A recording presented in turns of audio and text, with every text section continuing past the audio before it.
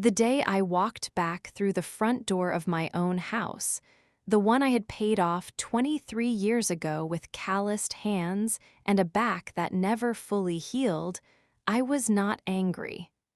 I want you to understand that. I was not screaming, not shaking, not crying.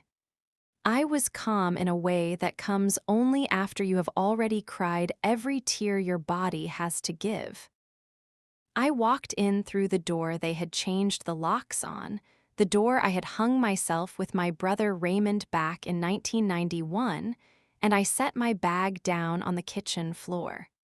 My daughter Jennifer was standing at the stove.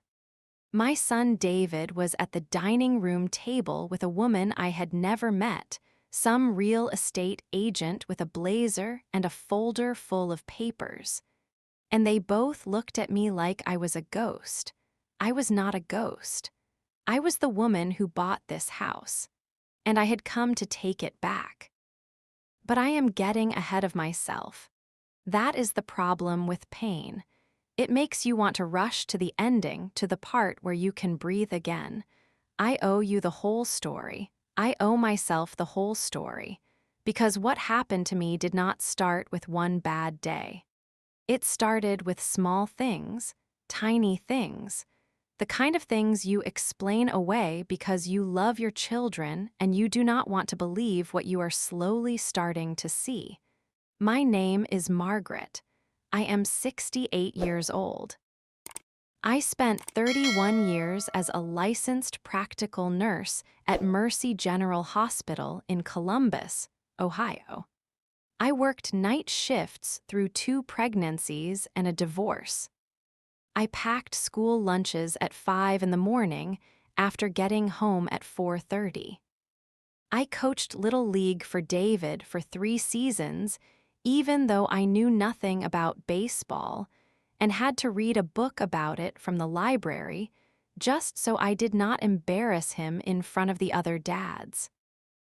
I put Jennifer through 2 years of dance classes she quit without telling me, and I paid for it anyway because the recital dress had already been bought, and the deposit on the studio was non-refundable, and that is just the kind of thing you do when you are a mother. I am not saying any of this for sympathy. I am saying it because I want you to understand the kind of mother I was. The kind who did not count the cost. The kind who just did what needed to be done and then got up the next morning and did it again. Their father, Ronald, left when David was 11 and Jennifer was 8. He moved to Phoenix and called twice a year, on Christmas and on birthdays, and sometimes not even that. The year David turned 14, Ronald forgot his birthday entirely.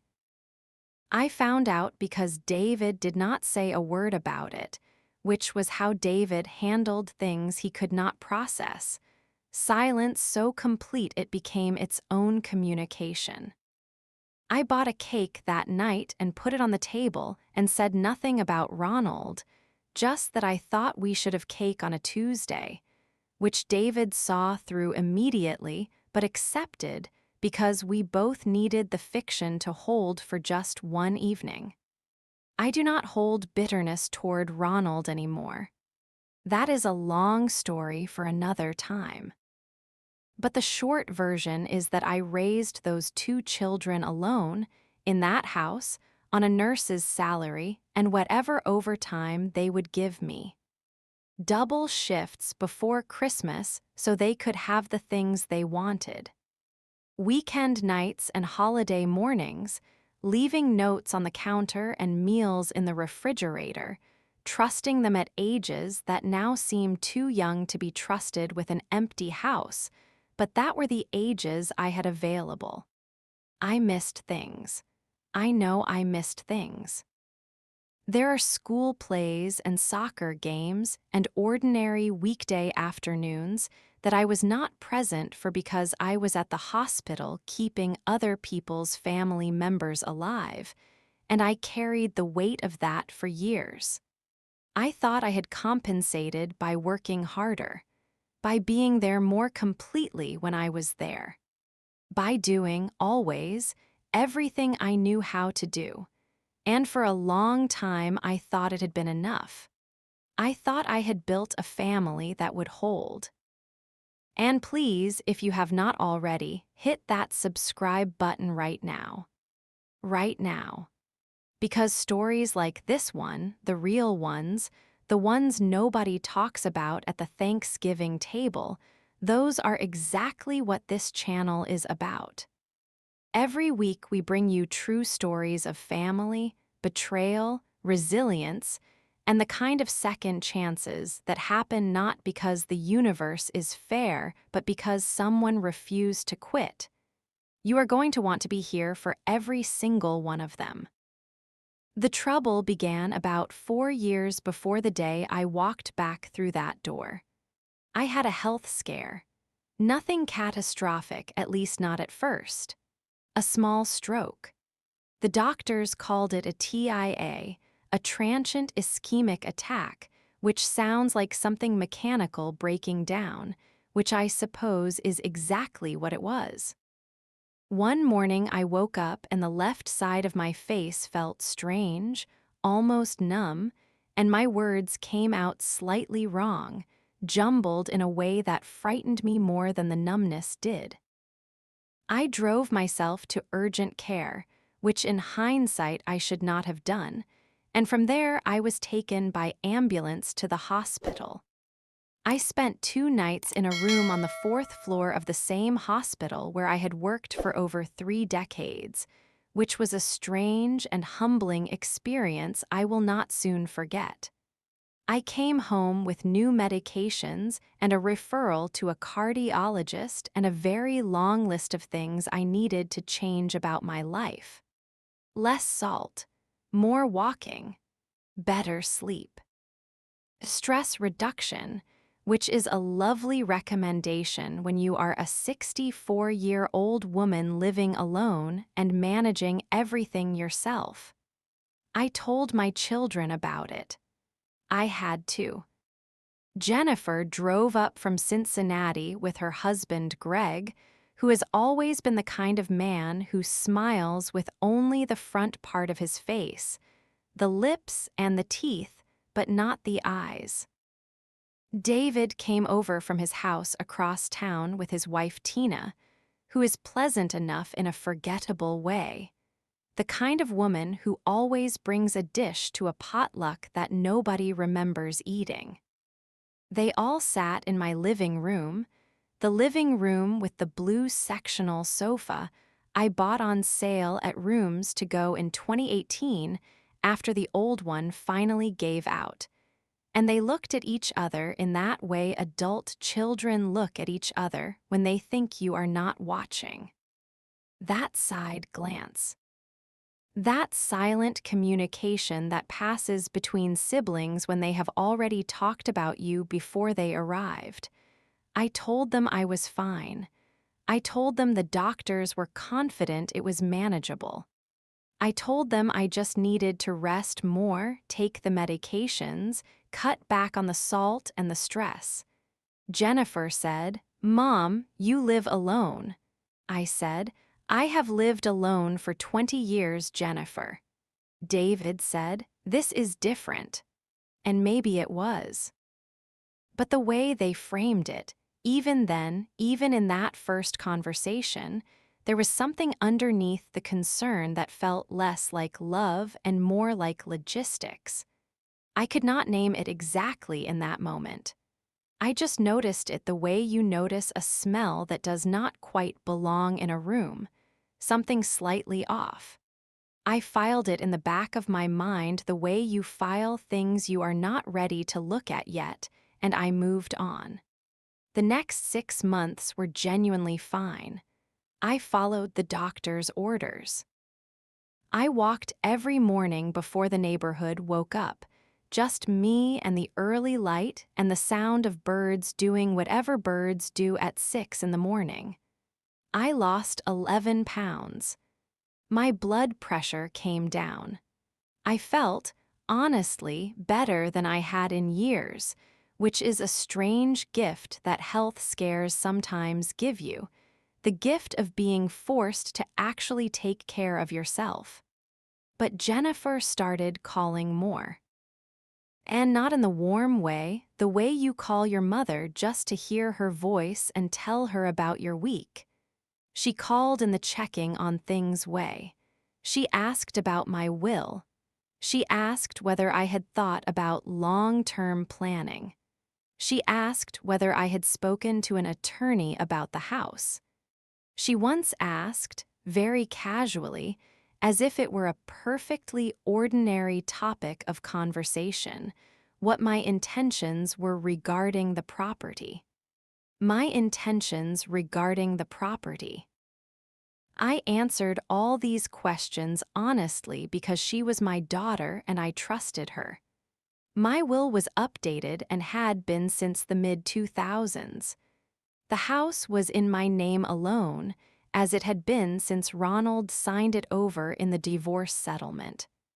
I had a small retirement account, Social Security, and the house. I was not rich, but I was not frightened either. I owned my home outright, and that was more than most people my age could say, and it was mine.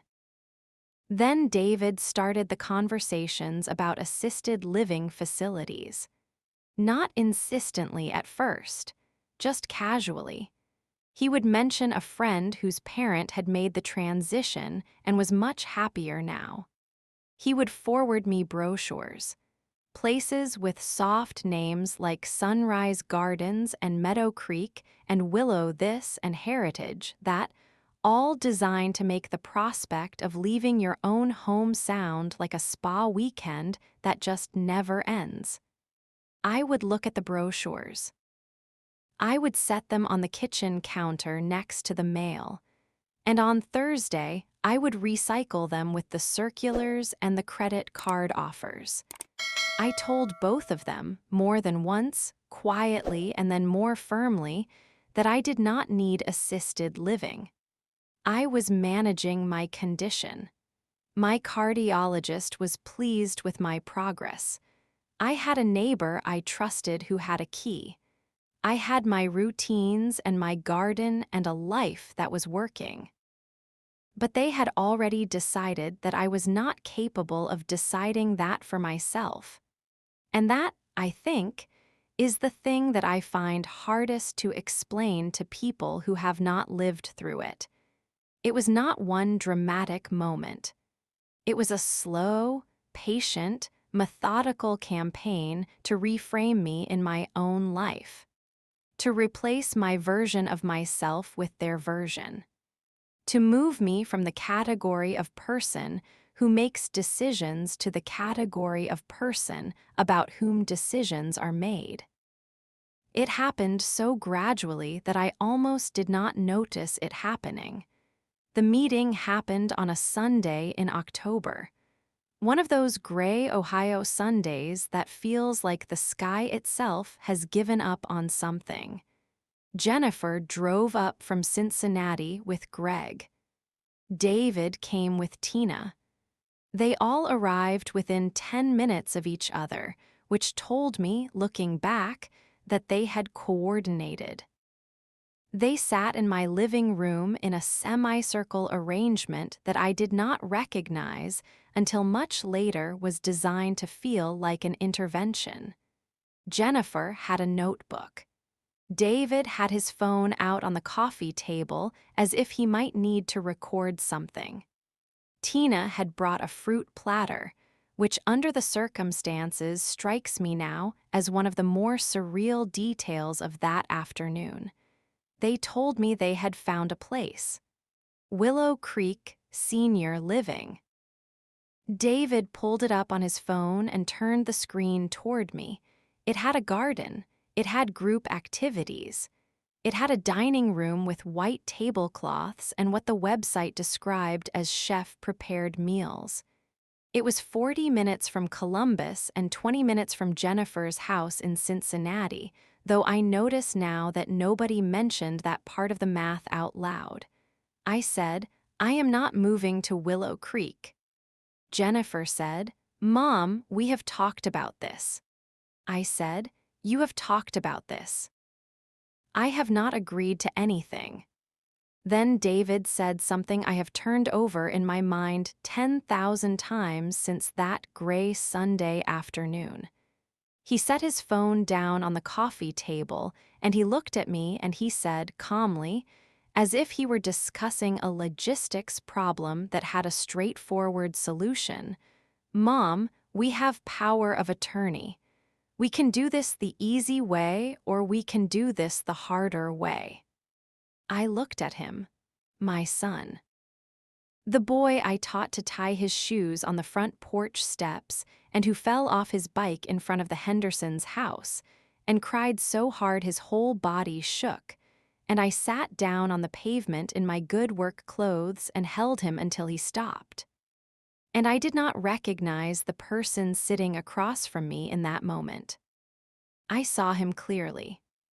I saw who he was being right then in my living room, with a fruit platter on the table and a real estate plan already forming somewhere behind his eyes. I had signed a power of attorney 3 years earlier. Limited power of attorney. I had signed it on the advice of an attorney who said it was responsible planning for someone managing a health condition, and it was meant to allow my children to handle specific financial accounts and medical decisions in the event that I became genuinely incapacitated. Not to relocate me against my will. Not to make decisions about my home while I was sitting right there in front of them drinking tea and completely capable of having this conversation. But David knew exactly what he was implying. And so did I. Greg and Tina sat on my sofa and said nothing. They watched me the way people watch something uncomfortable happening in a restaurant, with a kind of studied neutrality that allowed them to not be involved while also being completely present. That silence, in the years since, has told me more about who those two people are than anything they ever said. I want to stop here and say something to the people watching right now. Right now, before I go any further. If you are an adult child who is managing an aging parent's affairs, I am not assuming you are doing it wrong or doing it badly. Most of you are doing something genuinely difficult out of genuine love, and I know that. But if you have even a small flicker of recognition watching this, if something in what I am describing sounds familiar from either side of it, please examine it. Please look at it honestly. Because the line between caring for someone and controlling someone can be thinner than you expect, and sometimes we cross it without ever meaning to. And if you are new to this channel, please subscribe and hit that notification bell so you never miss a story. We do this every week, and the community that has grown around these videos is one of the most genuine things I have encountered in a long time. Tell me in the comments where you are watching from, your name and your city. I read every single one. I moved to Willow Creek 11 days after that Sunday. I want you to understand what those 11 days felt like. Every morning I woke up in my bedroom, the bedroom where I had slept through a divorce and a health scare and 31 years of nursing shifts, and I stared at the ceiling and tried to find the exit from what was closing in around me. I called 2 attorneys. The first one reviewed my power of attorney document and told me it appeared valid and that challenging it would be costly and slow and emotionally exhausting. The second one said essentially the same thing but added that there were grounds for a challenge if I could demonstrate mental competency and misuse of the POA authorization, but that it would take time. Time I had. It was certainty I was running out of. And here is the part I am most ashamed of, though I have made my peace with it since. I allowed myself, in those 11 days, to be persuaded that maybe they were right. Not fully. Not in the part of me that knew my own house and my own mind. But in the part that was tired. In the part that had spent 64 years doing everything herself and was frankly exhausted by the prospect of fighting again.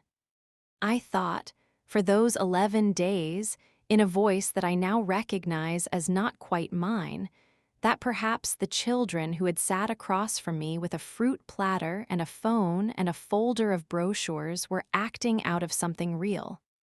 Something that might, at its root, be love. I let that thought win for 11 days, and I packed my things. Jennifer labeled the boxes in her neat, precise handwriting. She teaches 3rd grade in Cincinnati, and her handwriting looks like something laminated and posted above a classroom whiteboard. Books, kitchen things, personal. She labeled them with a cheerful efficiency that I found, and still find, one of the more difficult details to reconcile with everything that came after. The furniture was to go to storage, she said, or perhaps to be donated. She was not entirely clear. I asked twice and got 2 different answers, and let it go because I was tired of asking questions and getting answers that sounded like answers but were not. What I did not know, what I would not discover until 2 months into my time at Willow Creek, was that my name was no longer on the deed to the house. The house had been transferred using a power of attorney clause, while I was still in the process of being convinced that moving was a good idea. While I was still in those 11 days. The transfer had happened before I packed the first box. Willow Creek was not a bad place. That is the strange and small mercy at the center of this story, the detail that makes it harder to tell in some ways, because if it had been terrible, if the staff had been cruel, or the rooms had been squalid, or the food inedible, there would be a cleaner narrative here. The comfortable version of this kind of story involves a villain who looks like a villain. The hard version, the true version, is that the place my children moved me into without my genuine consent was actually quite nice. The staff were genuinely kind. There was a woman named Patricia who brought my medications every morning and always remembered that I took my coffee with 1 sugar and no cream, which is such a small thing, but in those first disoriented weeks, it meant more than I can explain. Being remembered in the specific, having someone know the small particular facts of you, is not a small thing when everything else familiar has been removed. The garden was real and well tended, with raised beds and bird feeders, and a section of chairs positioned to face the afternoon light. I walked in it every morning before breakfast, and I cannot honestly say the tomatoes I grew in the pots they provided were worse than mine at home. There were activities. A book club that met on Wednesday afternoons that I joined more out of a need to have somewhere to be than genuine enthusiasm, and that turned out to be one of the better parts of the week. There were exercise classes, gentle things, chairs, and resistance bands that I attended because my cardiologist had told me to keep moving, and I had, by this point in my life, decided to take my cardiologist's advice more seriously then I took my children's. There was even, on 2 Sunday evenings, a musician who came in and played guitar in the common room and whose repertoire leaned heavily on songs from the 1970s that I had feelings about. But I was not home. Every room in Willow Creek, however pleasant, however clean, however well-intentioned, reminded me by its very pleasantness that I was somewhere other than where I belonged. The light came through the windows at the wrong angle. The floors did not creak the way I expected them to. When I woke in the night, which I have done my whole life at 2 or 3 in the morning, my body's old habit from 30 years of shift work, I reached for the lamp in the wrong direction. For 2 months, I reached for the lamp in the wrong direction.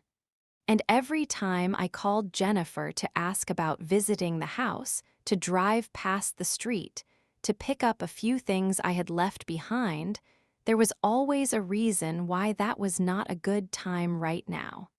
The house needed some work done. They were handling some things. Why did I not let them worry about it and just rest and enjoy the garden at Willow Creek, which was beautiful, wasn't it? Handling some things. The woman who cracked open my denial was not an attorney. She was not a family member. She was a retired piano teacher named Lorraine who lived in the room across from mine and who had been at Willow Creek for almost 2 years. Lorraine is 76 and sharp in a way that being a piano teacher for 40 years will make you. Attuned to the exact pitch of every note and quick to identify when something is off. She played in the common room every Thursday evening, Gershwin mostly, and some Chopin when the mood suited her, and I had made a genuine habit of being there.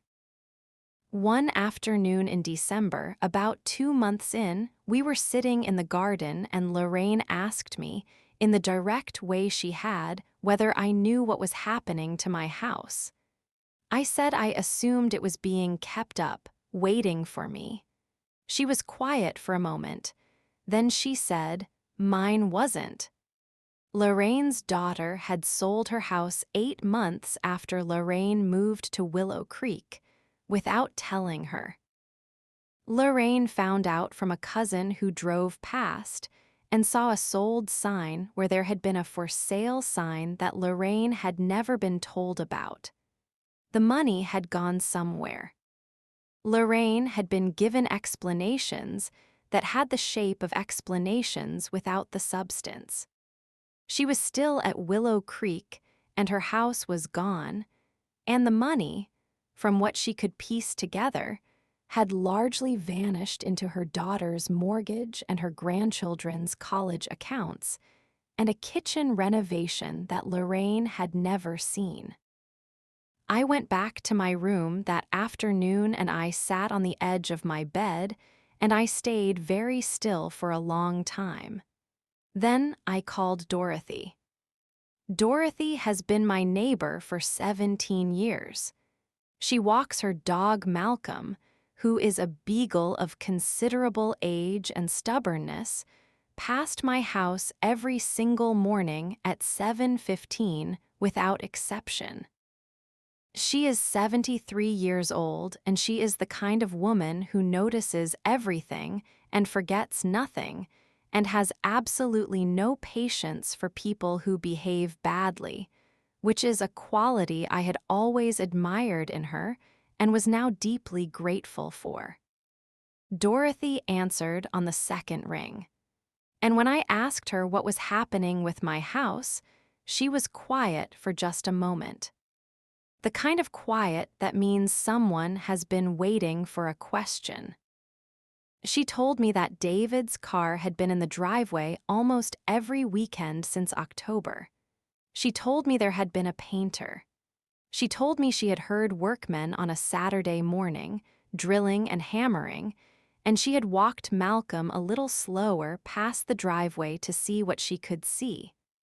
She told me that 2 weeks ago, on a Thursday morning, she had watched a man with a company shirt drive a sign post into the front yard of my house. A for sale sign, with David's name on it as the seller. Not David and his wife's names, not David and Margaret's names, just David, and Jennifer listed as co-seller. My house was being sold, my house that I owned, that I had paid off. That was supposed to be in my name was not in my name anymore, and nobody had said a word to me about any of it. I called Gerald Marsh the next morning at 8 o'clock when his office opened. He is an elder law attorney who works out of a small office on 5th Street, and he is methodical in a way that I came to deeply appreciate, not flashy, not dramatic, just thorough and precise and dogged. I told him everything. Every detail I could remember about the power of attorney, the timeline, the conversations, what Dorothy had told me, what Lorraine's situation had taught me to look for. Gerald said he wanted to pull the deed and examine the transfer documents before saying anything definitive. 2 days later, he called me back. I was in the common room at Willow Creek when my phone rang, sitting in one of the chairs by the window where the morning light came in, and I remember the particular quality of the light that morning because the memory of that phone call is so sharp in my mind that everything around it is sharp too. The light, the smell of the coffee cart being set up nearby, the sound of a television somewhere down the hall. Gerald told me that the deed transfer appeared to have been executed using a notarized signature. My signature, in the presence of a notary public, on a date when I was, verifiably, sitting in a waiting room at my cardiologist's office 43 miles away. The appointment was in my medical records. The mileage reimbursement claim I had filed with my insurance was on record. My cardiologist's assistant remembered me being there because I had brought her a book I thought she would like, a mystery novel I had finished, the kind of small social gesture I have always made and that I now understood had served, in this instance, as an alibi I had not known I would need. My signature on the deed transfer had been forged. I want you to stay with that for a moment, not rush past it. My children, or at least one of my children, had taken my signature, forged it on a legal document in front of a notary, and transferred my house out of my name while I was sitting in a waiting room reading a magazine and worrying about my heart. When Gerald finished explaining this to me, I was holding my phone in both hands, which I notice I do sometimes when I am trying to hold onto something. I said, very quietly, "What do we do now?" And Gerald Marsh said, "We go to the police first. And then we go to court. And then, Margaret, you go home." What followed was 4 months that I will not pretend were easy. Statements to a detective named Ramirez who was direct and thorough and did not once treat me like a confused old woman, which I appreciated more than I can simply express. Documents pulled and reviewed and compared against records. A notary public identified and interviewed. A person who had a professional relationship with David and who was facing their own legal consequences as a result. Depositions, which are these formal recorded question and answer sessions where attorneys ask you the same thing 6 different ways, and you answer each one carefully and consistently, and which produce a specific grinding fatigue, different from emotional exhaustion, more like running a very long calculation over and over without stopping. A moment in a conference room where David sat on the other side of a table from me with two attorneys and a lot of paper and could not, for the duration of that meeting, make eye contact with me for more than a second at a time. I looked at him steadily. I did not look away. I had spent 68 years learning that looking at a hard thing directly, however much it costs you, is better than the long, slow damage of looking away. Jennifer was there at a separate session. She cried.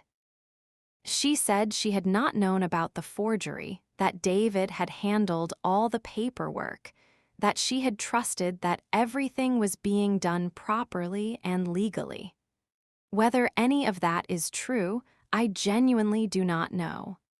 What I know is what the court determined, and what it determined was that the deed transfer was fraudulent, that it was voided, and that the house was to be returned to my sole ownership. David faced criminal charges. That process is ongoing and not mine to narrate in detail because there are legal proceedings still underway, and my attorney has advised me to be circumspect about specifics. What I can tell you is that it is being handled, that there are consequences, that the law, when you can access it and afford it and have the evidence to support you, does sometimes function the way it is supposed to.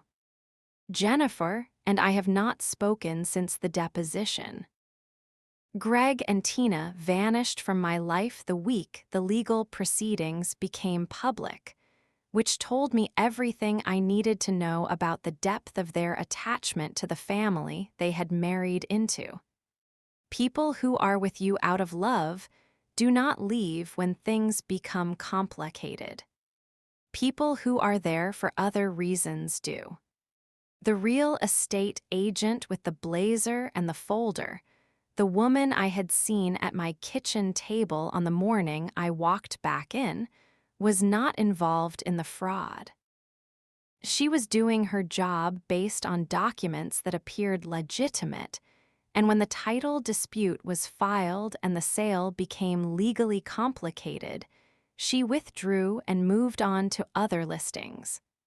I hold no feeling toward her either way.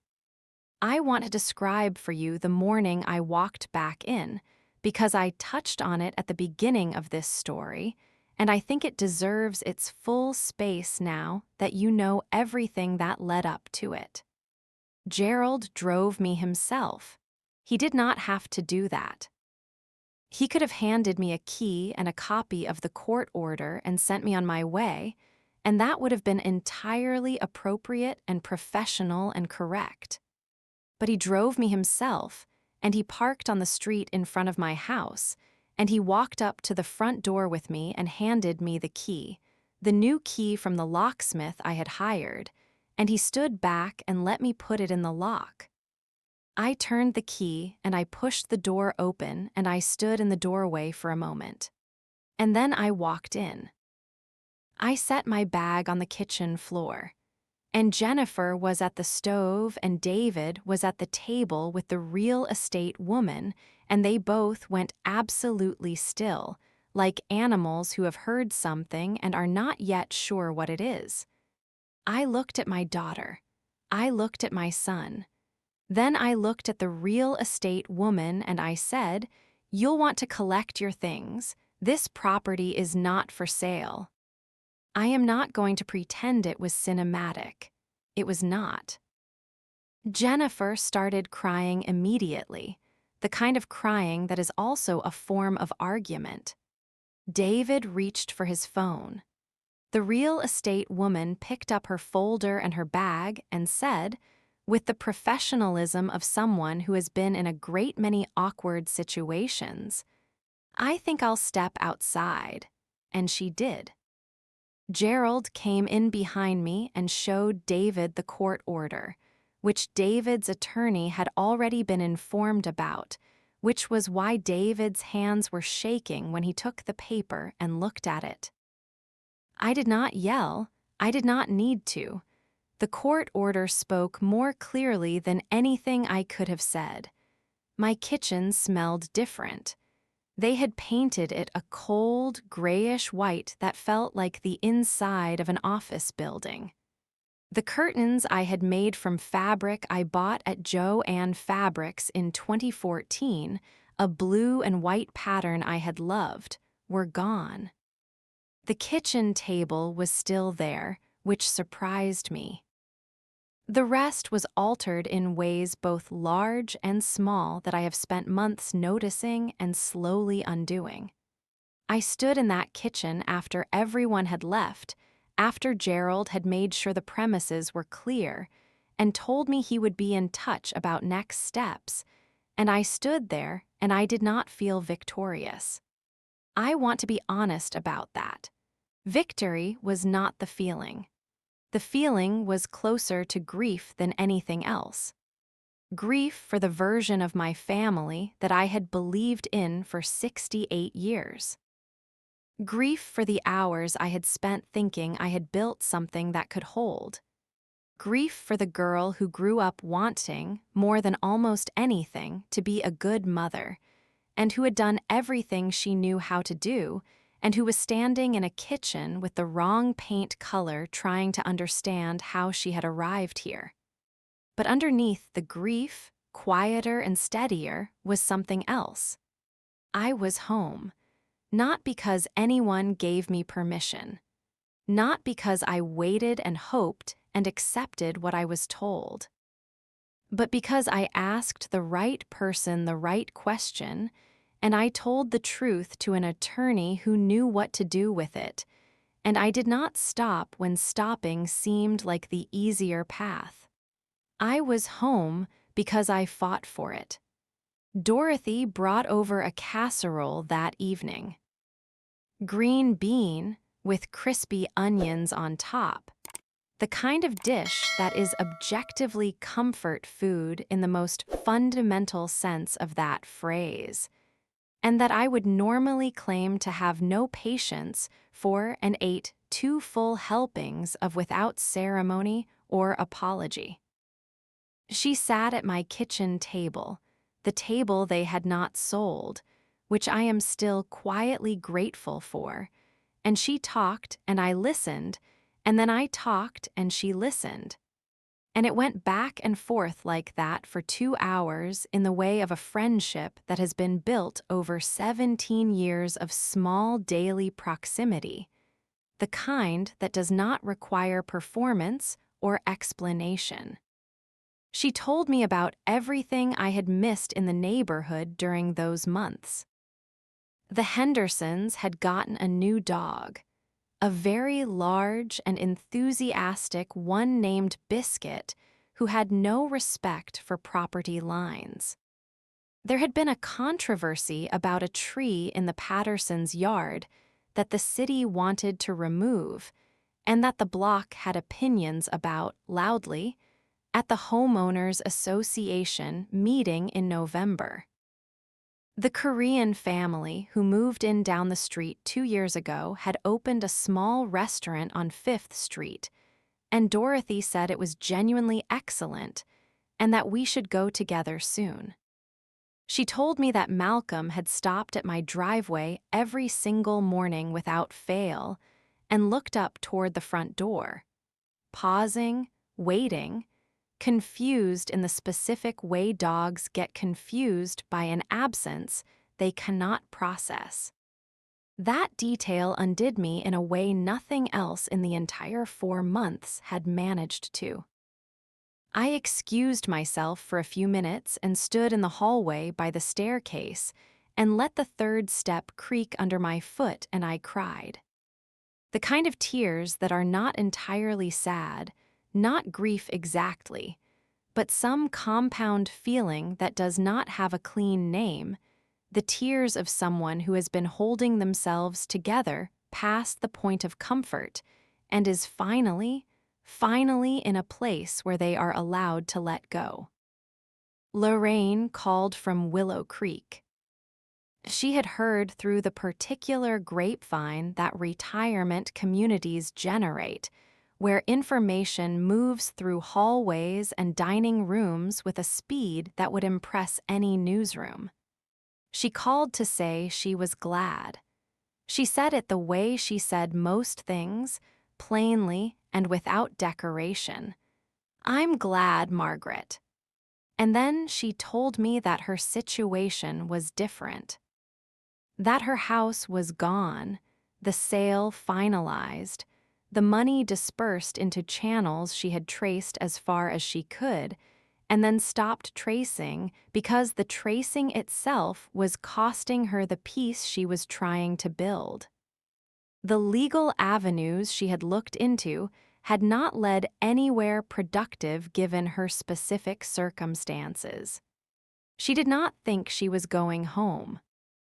I held the phone for a moment after she said that, and I felt the full weight of what I had narrowly escaped, and also the weight of the fact that my escape had not been simply about me being smarter or more determined than Lorraine. It was about evidence, about a medical appointment 43 miles away on the right day, about a cardiologist's assistant I had brought a book for out of ordinary social warmth, about Dorothy being exactly the neighbor she was and had always been. I had gotten home because of a small accumulation of ordinary decent things, and Lorraine had not gotten home because the accumulation in her case had not lined up the same way. That is not a lesson about deserving. It is a lesson about the randomness of who gets the exit and who does not, which is harder to sit with than any lesson about virtue. If you know someone who is in that situation right now, someone whose family may be making decisions about their life and their property without their genuine, informed, freely given consent, please share this video with them. Not as content strategy or an algorithm favor, as basic human decency, as one person passing something useful to another person who might need it. Because the thing about this kind of exploitation is that it depends almost entirely on the person not knowing they have options. It feeds on isolation, on the person trusting their family more than they trust their own instincts, which is not a character flaw but a completely reasonable consequence of loving someone for 5 or 6 decades and believing they love you back with equal honesty and care. I want to talk about what I actually learned. Not the surface lesson, which is the obvious one. Protect yourself legally, understand your documents, know what you are signing and what authority it grants and to whom. Those things are true and they matter enormously, and I will say them directly. Consult an elder law attorney before you sign a power of attorney. Understand exactly what it authorizes. Consider whether the people you are naming have the values and the judgment to use it the way you intend. Those are practical steps, and they are worth taking. But the deeper lesson, the one I wake up thinking about, is something harder to put into a checklist. Women of my generation were raised to pour everything outward. To children, to husbands, to employers, to neighborhoods and churches and communities. We were taught, not in words usually, but in the 1,000 daily lessons that make up a childhood, that self-preservation was somehow selfish. That a good woman, a good mother, gave until empty and then found a way to give more. And the cruel irony of that conditioning is that it makes you vulnerable in exactly the places that people who mean you harm are looking for. The person who has spent 60 years putting other people's needs above their own is the easiest person in the world to convince that her own judgment is the problem. I believed that lesson.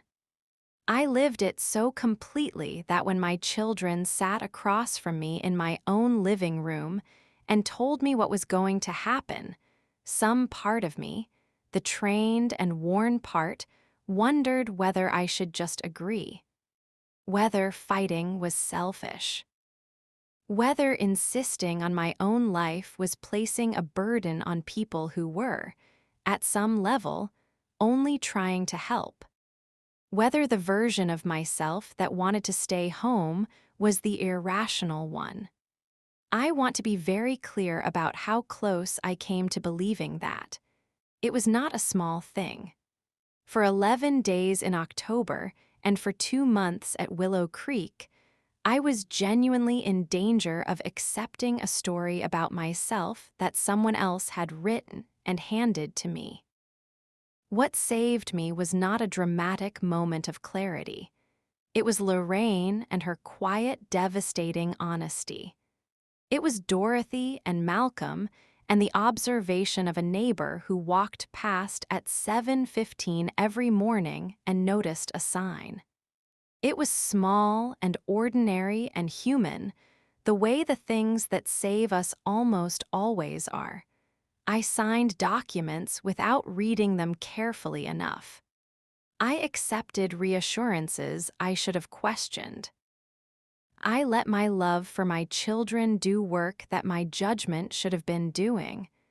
I am not saying this to punish myself, but I want to say it plainly because someone watching this right now is at the beginning of the same slow process, and I want them to have the language for it before it has fully happened to them. You will not feel deceived. You will feel cared for. That is the whole difficulty. Those two things can look identical from the inside for a remarkably long time, especially when the person doing it is someone you have loved since before they were born. Trust yourself. Trust the feeling in the back of your mind that something is off, even when you cannot name it, even when the people telling you otherwise are people you have loved for your entire adult life. That feeling is not stubbornness. It is not pride. It is your own mind doing its job. There is a version of me who never calls Dorothy, who hears what happened to Lorraine and nods sadly and turns it into a cautionary tale about someone else and does not apply it to her own situation, who stays in that room at Willow Creek and eventually stops asking questions because the asking has started to feel futile, who watches her house sell and receives, perhaps, some portion of the proceeds, routed through accounts and distributed in ways that make the whole thing seem legitimate and planned, and who never knows with certainty what was done to her. That version of me makes me angrier than anything else in this story. More than David's calm voice telling me we could do it the easy way or the harder way. More than the gray paint in my kitchen. More than the curtains that are gone. Because that version of me almost happened. She was so close. She lived in me for 11 days in October and for 2 months at Willow Creek, and she almost won. She did not win. It is spring now. It is my favorite season in Ohio, which people who have never lived here sometimes do not understand because they think of Ohio as flat and gray and uniform, which it can be. But in the spring, it is genuinely beautiful in the quiet way of places that do not try very hard to impress you. The dogwoods bloom along the street. The neighbors put their chairs on their front porches and wave to each other in the way that feels old-fashioned, but that I find I am less embarrassed about than I used to be. I repainted the kitchen a warm cream with just enough yellow in it to make the morning light look like something worth waking up for. I planted tomatoes in the back garden, which I have done every single year for longer than either of my children have been alive, and I find that continuity deeply comforting in a way I would not have been able to articulate before everything that happened. The beefsteaks are coming in better than last year. The cherry tomatoes are, as always, doing exactly what they want regardless of what I ask of them, which I have made my peace with. I walk every morning. Out the front door of my house, the house whose locks I chose and whose key I hold, down the street I know by heart. Past the corner where David used to wait for the school bus, leaning against the telephone pole with his backpack riding low the way he liked to wear it. Past the park where Jennifer fell off the monkey bars and bit through her lip so cleanly that I could see the indentations of her teeth on both sides of it, and I held a dish towel to her mouth all the way to urgent care while she screamed and I told her she was brave. And she really was. I walk past all of it. I feel things I cannot name cleanly. Love and grief and anger and something that is not quite forgiveness but might, over enough time, become its neighbor. I am not in contact with my children. I have an attorney who handles formal communications if something requires them. Maybe someday that will change. Families have found their way back from worse things, I know that. But they have to find the way back from where they actually are, not from where you wish they were, and where my children actually are is a place I cannot currently reach. What I have instead is my house. My kitchen with the right paint now, my garden with the tomatoes doing what they will.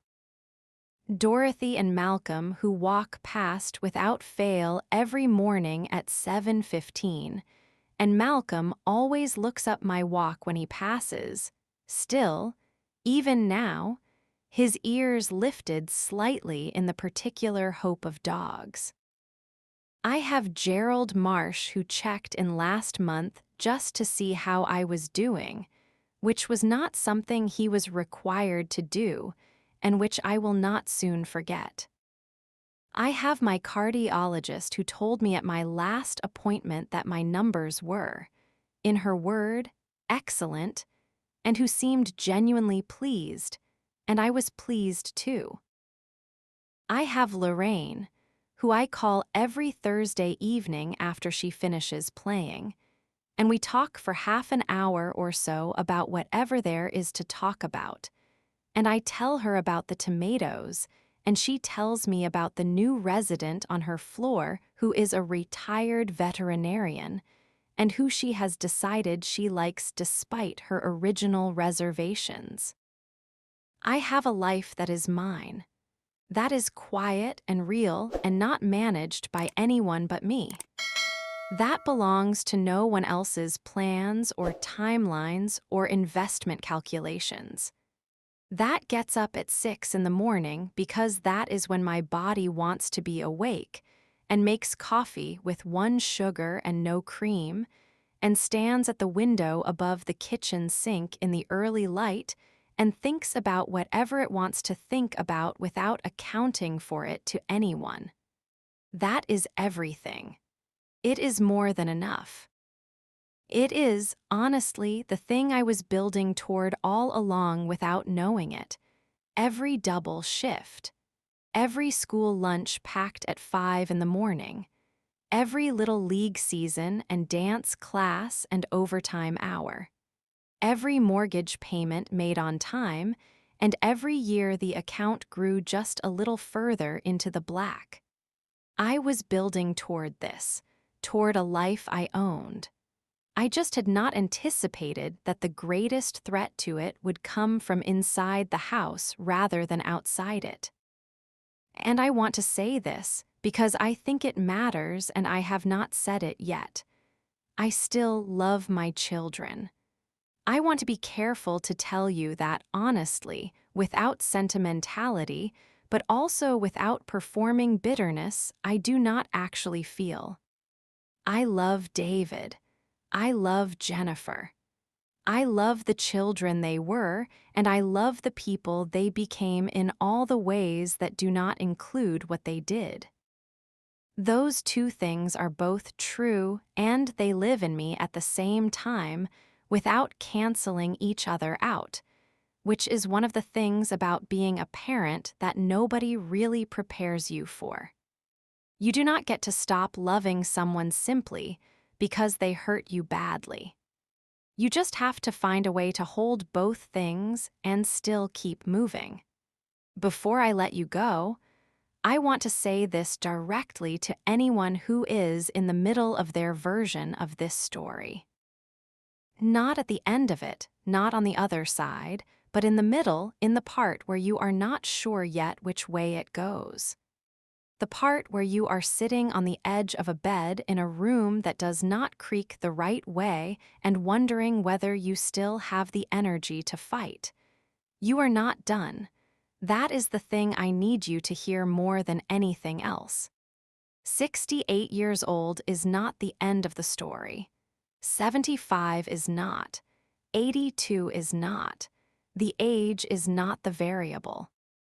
The variable is whether you still have the question in you, whether something in your mind is still saying that this is not right. As long as that voice is there, however small and tired, you have not run out of options. Talk to an elder law attorney. Look up your local area agency on aging. Call the person in your life who has a key to your house and tell them what you are seeing. Do not let the isolation that is built into these situations convince you that there is no exit. There almost always is. The exit is just usually not the one you can see from where you are standing.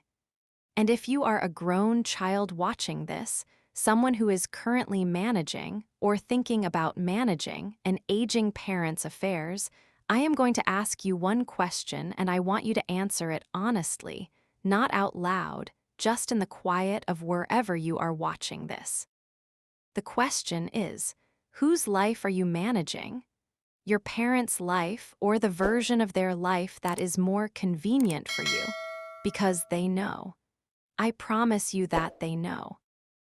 We spent decades reading every flicker of expression on your faces, every shift in your voice, every silence that said more than the words around it. We did not lose that when we got older. We did not stop seeing clearly. We just, sometimes, loved you too much to say out loud what we were seeing. Be worth that love. That is all I am asking. That is my story, the whole thing. The long, painful, impossible, real thing that I lived through, and that brought me back to a kitchen with tomato seedlings on the counter and the right light at 2 in the afternoon, and a creak on the third step of the staircase that I could find in the dark. If this story moved you, if it made you think of someone, if it made you hold your own situation a little differently or your own parent a little more closely, tell me in the comments. Tell me your name and the city you are watching from. I read every comment. This community is not something I take for granted, and I want to know who is out there. If you are new here, please subscribe and hit the bell notification so you never miss a story. We are here every single week with the ones that are real and messy and do not tie up neatly. And next week I am going to tell you about a woman named Claudette from Mobile, Alabama, who discovered that her sister, not her children but her own sister, her only sibling, had been forging checks from a joint account they shared for 6 years. And the way Claudette found out, the specific circumstance that finally broke it open after 6 years of something being slightly wrong that she could never pin down, That is something I promise you will not expect. That story goes up on Thursday. Set your reminder right now. You are not going to want to come to it late. My name is Margaret. I am 68 years old. I live in Columbus, Ohio. I have tomatoes in the back garden. I have a creek on the third step of my staircase. I have a neighbor who walks her dog past my house every morning at 7:15 and whose dog still looks up my walk when he passes, hoping, the way dogs do, for the thing he expects to find. I am home, and I am not leaving again.